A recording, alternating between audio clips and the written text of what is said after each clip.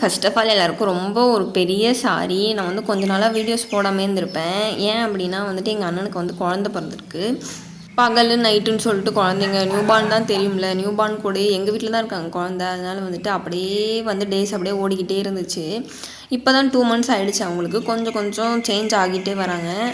அதனால தான் ரெகுலராக வீடியோஸ் போட முடியல. இனிமேல் ரெகுலராக வீடியோஸ் போடலான்ட்டு இருக்கேன். இன்றைக்கி வந்து சரி ரொம்ப நாள் ஆச்சு அப்படி சொல்லிட்டு கார்டன்லாம் எப்படி இருக்குன்னு பார்க்கலான்னு சொல்லிட்டு போயிருந்தேன். நீங்கள் வந்து ட்ராகன் ஃப்ரூட் செடி வாங்கி வளர்க்க போகிறீங்க அப்படின்னா கட்டிங்ஸ் எங்கேயோ கிடைக்கிற கட்டிங்ஸ் அப்படின்னா ஆன்லைனில் கட்டிங்ஸாக போட்டு வாங்கி வச்சு வளங்க. அதான் சூப்பராக வளரும். இது வந்து நான் விதை போட்டது ஒரு 3 வருஷத்துக்கு முன்னாடி நான் விதை போட்டேன்.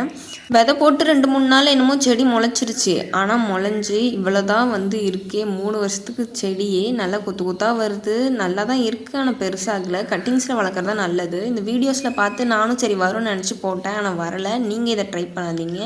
கட்டிங்ஸே வளருங்க.